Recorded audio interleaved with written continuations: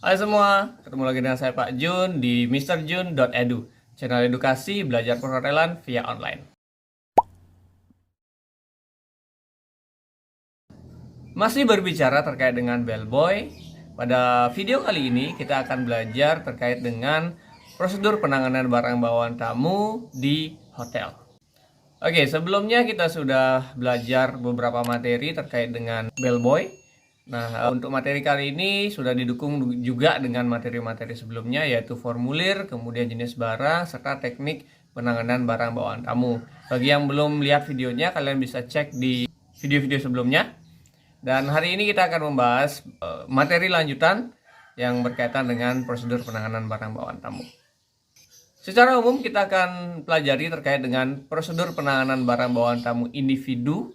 Kemudian yang kedua adalah prosedur penanganan barang bawaan tamu secara rombongan atau grup.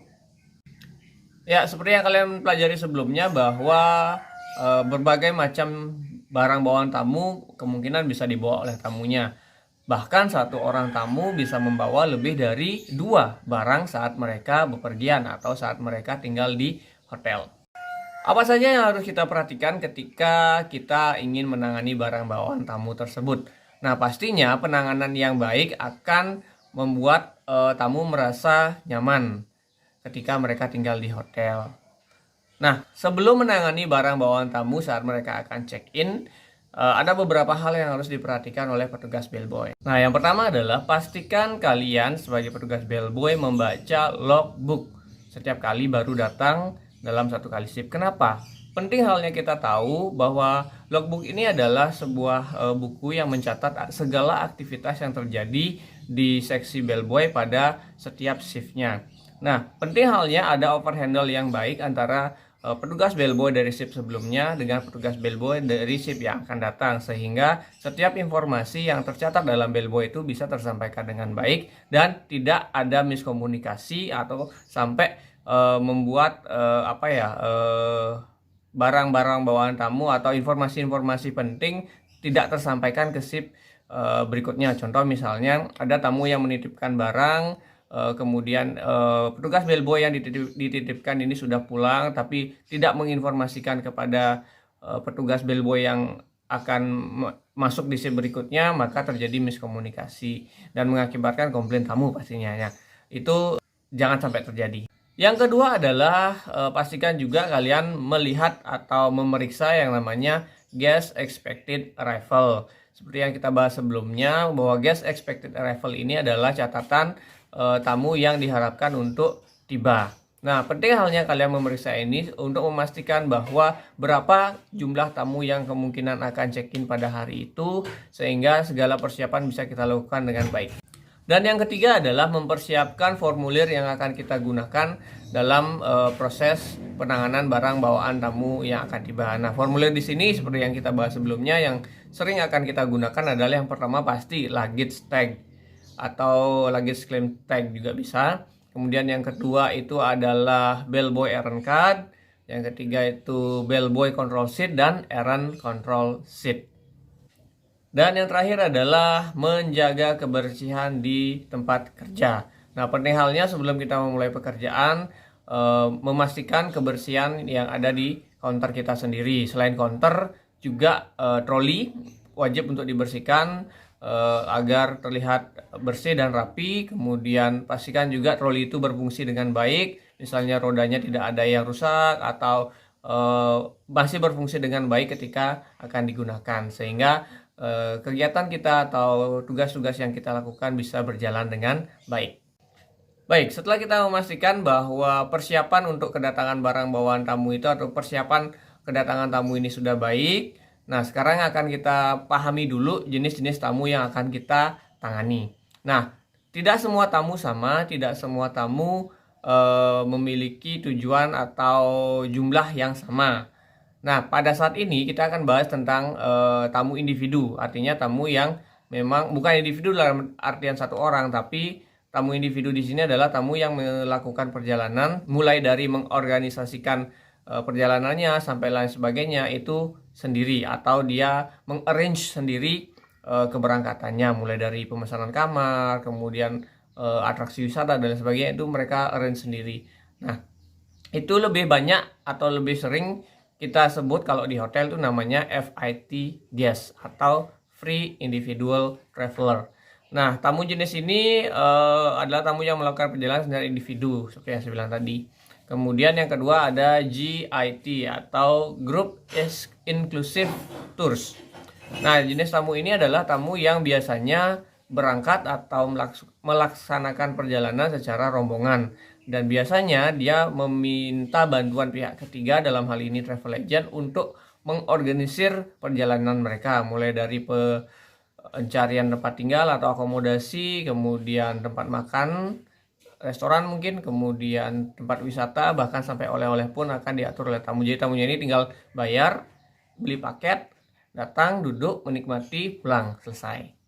Dan yang terakhir adalah VIP. Mungkin udah sering kalian dengar istilah VIP ini, dimana artinya adalah very important person, yang tidak main-main penanganannya. Artinya memang tamu ini memiliki atau meminta pelayanan khusus ketika mereka tinggal di hotel, seperti misalnya selebritis, kemudian pejabat-pejabat tinggi, kemudian artis dan lain sebagainya yang memang ingin privasi. Jadi mereka ingin dilayani dengan sangat baik, dan pasti mereka membayar dengan harga yang mahal untuk itu.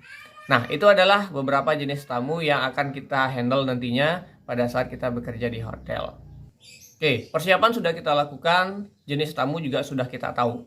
Nah, selanjutnya kita akan melakukan prosedur untuk penanganan barang bawaan tamu tiba secara individu. Nah, di sini saya bagi prosedur ini ke dalam 3 fase. Yang itu pertama adalah fase di main entrance atau di pintu masuk, kemudian yang kedua adalah fase di lobby, dan yang ketiga adalah fase di kamar.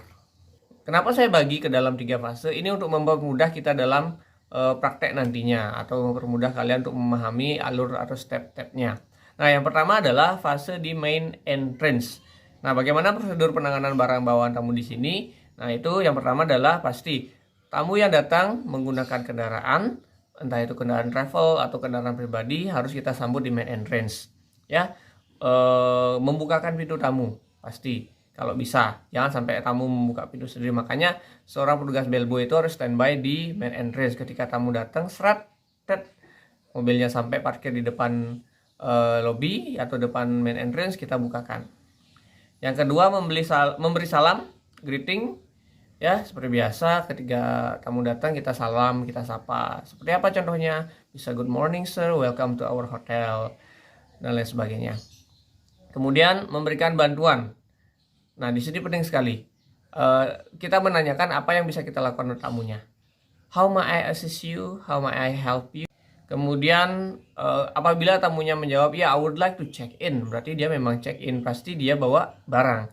Jadi yang selanjutnya kita lakukan adalah menurunkan barang bawaan tamu. Ya, istilahnya sering dibilang unloading luggage. Dari mana? Dari kendaraan tamunya. May I unloading your luggage sir? Atau may I take care your luggage sir? Yes, of course. Nah, itu prosedurnya. Prosedur selanjutnya adalah setelah kita unloading the luggage, kita harus menghitung dan memeriksa kondisi dari barang bawaan tamu tersebut. Apa fungsinya? Nah, memastikan tidak terjadi kehilangan atau miss luggage, atau sampai luggage-nya tertinggal di kendaraan. Ini sangat fatal sekali. Saya pernah melakukan hal ini. Nah, kemudian setelah kita pastikan bahwa tamunya itu sudah sesuai barang bawaan tamunya yang turun, setelah kita konfirmasi, kita lakukan arahkan tamunya menuju lobby. Maka dari kalau misalnya barangnya lebih dari 1, kita ambil troli untuk taruh barang bawaan tamu itu di troli. Jangan sekali-sekali kita tidak menggunakan troli, karena itu terlihat tidak profesional dan itu bisa mengakibatkan kerusakan pada barang bawaan tamunya. Jadi penting halnya baik sedikit maupun banyak, gunakan troli untuk mengangkut barang bawaan tamunya.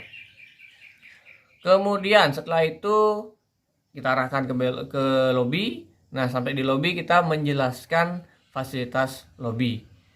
Nah, secara singkat mungkin seperti wifi, semua orang butuh wifi. Kemudian restroom atau toiletnya, mungkin tamunya dari perjalanan jauh ingin buang air dan lain sebagainya, bisa kita arahkan. kemudian lobby lounge atau tempat untuk menunggu. Bisa saja pada saat itu di reception sedang ramai, jadi tamunya bisa kita arahkan untuk menunggu di lobby lounge sambil menikmati welcome drink. Setelah itu kita memasangkan luggage tag pada barang bawaan tamu tersebut. Nah, kita sesuaikan dengan jumlah luggage yang dibawa oleh tamunya, dan setelah itu kita standby. Jadi tidak boleh kita meninggalkan barang bawaan tamu tersebut ketika tamunya sedang melakukan proses check-in. Nantinya tamunya akan kebingungan mencari kita, atau mungkin ada barang yang tertinggal seperti paspor misalnya yang ada di luggage dan tamu perlu untuk mengambil itu. Jadinya tamu bisa melihat kita dan kita dengan sigap bisa mengantarkan barang tersebut sehingga tamunya bisa mengambil apa yang dicari. Kemudian setelah selesai proses check-in selesai, kemudian tamunya sudah mendapatkan kunci kamar. Nah, kita pasti dipanggil oleh petugas reception. Nah, di situ kita minta kunci kamarnya, kita lihat nomor kamarnya. Nah, setelah itu kembali ke luggage dan pastikan kalian memasangkan atau menuliskan luggage tag tersebut dengan nomor kamar tamunya. Setelah itu, ya, kita menuju ke kamar tamu. Saat dalam perjalanan menuju kamar tamu, pastikan kita membuat suasana yang hangat dengan tamunya.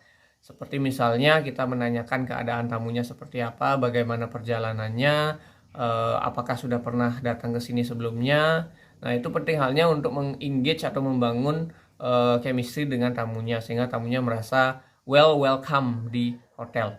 Contoh misalnya, how was your flight? Is this your first time to Bali? Atau is this your first time to stay in our hotel? Seperti itu. Nah, selain itu juga kita bisa sambil jalan menjelaskan tentang fasilitas umum yang ada di hotel. Seperti misalnya restoran, kemudian kolam renang, tempat gym, dan lain sebagainya yang memang ada di hotel. Sehingga tamunya bisa menggunakan fasilitas tersebut selama mereka tinggal di hotel. Ya, dalam perjalanan tersebut kita sampai di kamar. Nah, apa yang kita lakukan ketika kita sudah sampai di kamar? Yang pertama, jangan sekali-sekali kita membuka pintu kamar sebelum mengetuk pintu kamar tersebut. Jadi pastikan kalian minimal mengetuk pintu kamar itu sebanyak 3 kali. Tujuannya untuk apa? Memastikan bahwa di dalam kamar tersebut tidak ada orang atau petugas yang masih melakukan pembersihan. Karena biasanya ada saja inspeksi dari petugas housekeeping sebelum kamarnya ditempati oleh tamu, akan dicek dulu kebersihan dan lain sebagainya. Tapi biasanya kalau kamarnya sudah ready, inspeksi tersebut sudah dilakukan sebelumnya. Kemudian setelah mengetok 3 kali dan tidak ada jawaban, artinya kamar kosong, barulah kita yang masuk terlebih dahulu ke dalam kamar untuk memastikan keadaan kamarnya memang sudah ready to use. Apa yang kita lakukan? Yang pertama, menghidupkan electricity atau listrik. Kemudian menyalakan penerangan, membuka curtain atau gorden, dan memastikan suhu ruangan sudah dingin.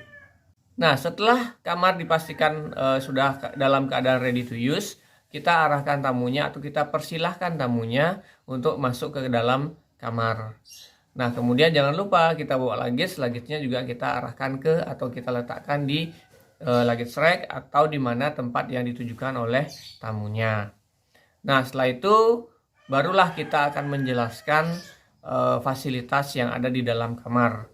Ya, mulai dari mungkin ada balkoni, silakan dijelaskan, kemudian televisi, air conditioner, bathroom, wardrobe, dan lain sebagainya. Jadi segala sesuatu yang ada di kamar wajib kita jelaskan kepada tamunya secara clockwise. Clockwise di sini artinya adalah searah dari jarum jam, sehingga tidak ada satupun fasilitas yang tertinggal untuk dijelaskan. Nah, kembali lagi sebelum kita melakukan penjelasan terhadap fasilitas tersebut, kita tanyakan sama tamunya apakah dia mau kita jelaskan.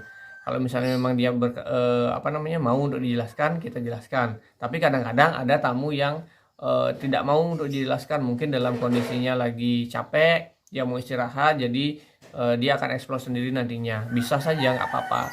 Tapi kalau misalnya tamunya mau, ya pasti harus kita jelaskan, dan kita sebagai petugas bellboy harus mengutarakan keinginan kita untuk menjelaskan fasilitas kamar tersebut. Entah nanti tamunya mau atau tidak, itu urusan nanti. Selain fasilitas kamar, kita juga harus menjelaskan terkait dengan emergency situation.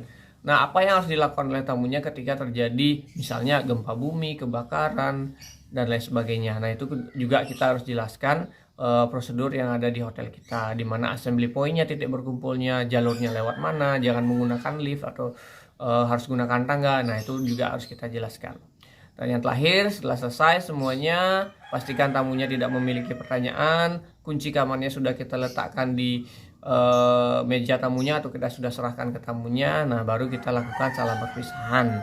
Dalam hal ini memastikan tamunya pleasant to stay in our hotel atau nyaman untuk tinggal di hotel kami. Dan apabila ada hal-hal yang harus ditanyakan, jangan ragu-ragu untuk bertanya kepada petugas hotel. Oke, setelah selesai mengantarkan barang bawaan tamu dan tamunya juga sudah berada di kamar, kita akan kembali ke bellboy counter untuk melakukan atau melengkapi administrasi yang sudah kita lakukan sebelumnya. Seperti misalnya melengkapi bellboy errand card, kemudian melengkapi bellboy control sheet. Nah, kemudian setelah selesai semuanya, kita akan kembali standby untuk bertugas di depan lobi hotel untuk menunggu kedatangan tamu selanjutnya. Oke, itu saja prosedur terkait dengan penanganan barang bawaan tamu secara individu. Semoga bisa kalian pahami. Terima kasih sudah menonton video ini, semoga bermanfaat.